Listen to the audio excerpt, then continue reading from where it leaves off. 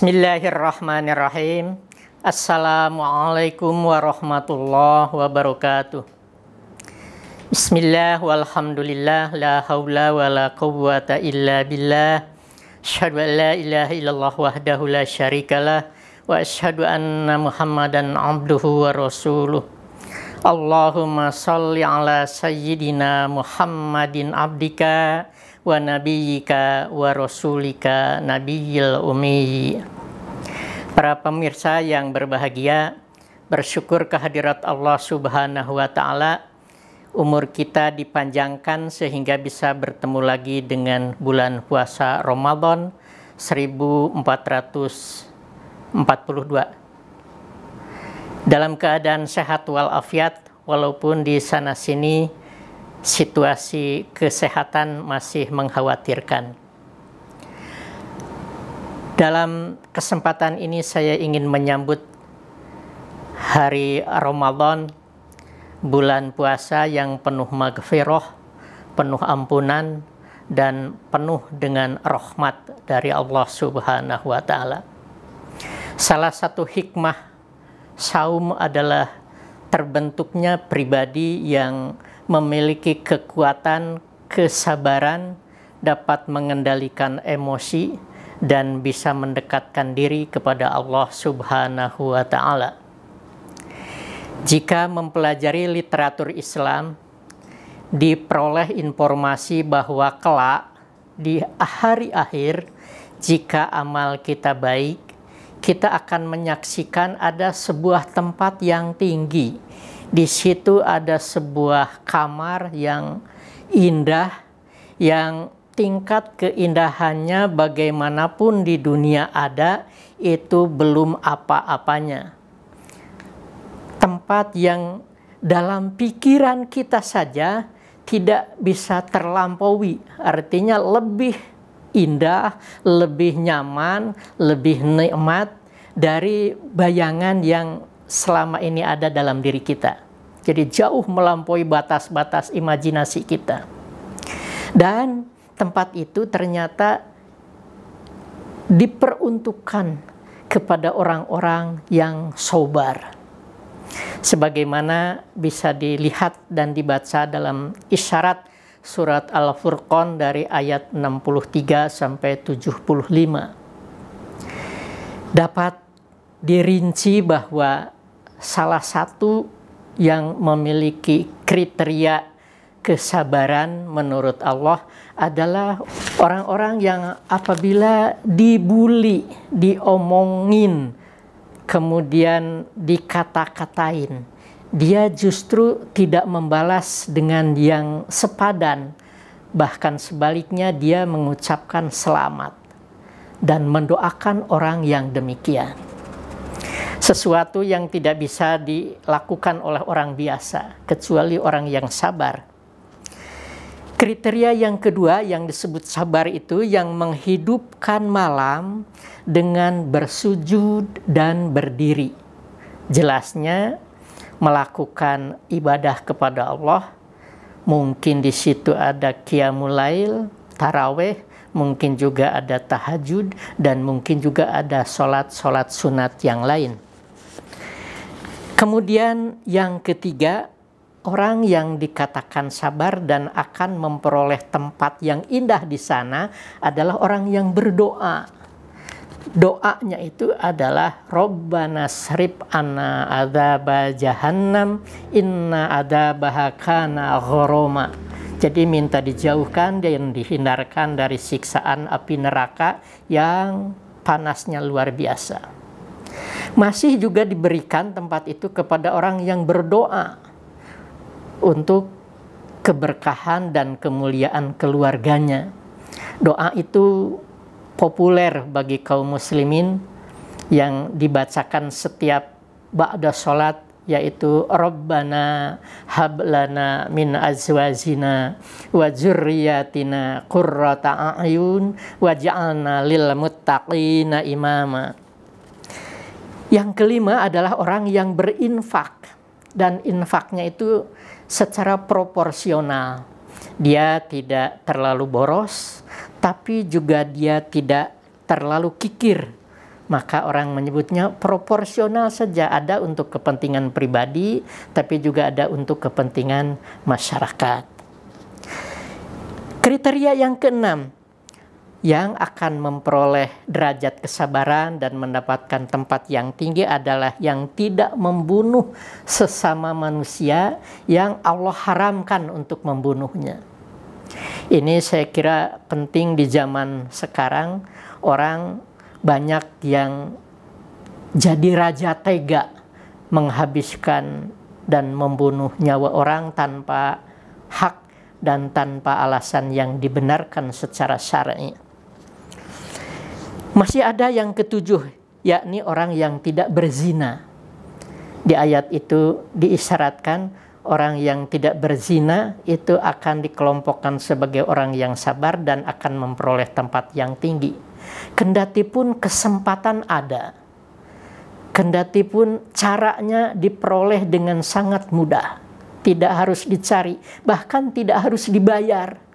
Justru dia mengatakan takut kepada Allah. Inilah implementasi orang yang sabar dalam mengendalikan hawa nafsu. Yang kedelapan, orang yang tobat dan beramal soleh. Jika melakukan kejahatan, kemudian dia ganti dengan amal-amal yang baik. Jadi manusia itu memang sifatnya demikian. Kadang-kadang berbuat salah, kadang-kadang berbuat baik, kadang beramal soleh, kadang beramal salah. Itu manusia. Tetapi bukan manusia yang sabar jika tidak segera bertobat. Maka manusia yang sabar dia segera bertobat dan menggantinya perbuatan-perbuatan yang jelek itu dengan perbuatan-perbuatan yang baik.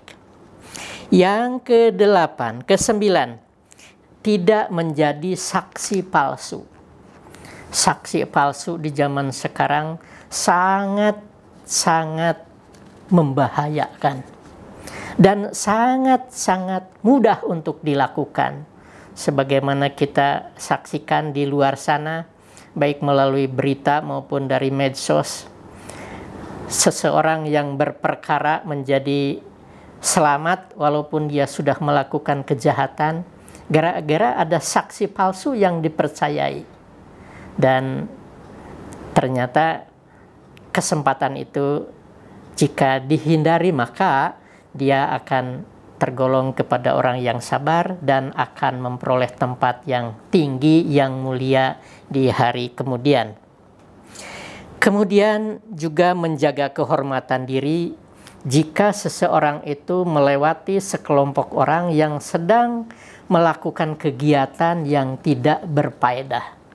Bukan kita ikut kepada mereka, tapi kita acuh dengan mereka dengan cara memelihara diri masing-masing. Mengapa kita membiarkan?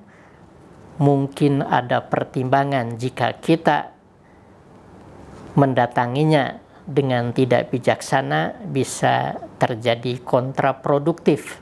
Mungkin balik membuli, mungkin balik mengkhianati dan menjahati kita. Lebih baik kita biarkan sambil kita bermohon kepada Allah, mudah-mudahan mereka itu diberikan kesadaran dan keselamatan. Itu yang ke-10. Kemudian yang ke-11, yaitu yang jika diperingati atau diperingatkan dengan ayat-ayat Al-Quran, mereka tidak pura-pura tuli dan tidak pura-pura buta. Tetapi mereka responsif, mendengarkannya, kemudian memahaminya, dan kemudian menindaklanjutinya dengan cara melakukan kebaikan.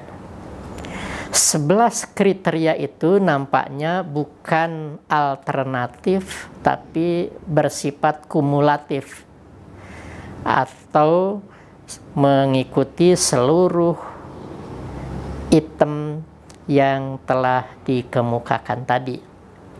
Namun karena manusia itu sifatnya lemah dan Allah menghitungnya sesuai dengan kemampuan, saya kira kalau bisa satu, bisa dua, ya kita lakukan 1-2 itu.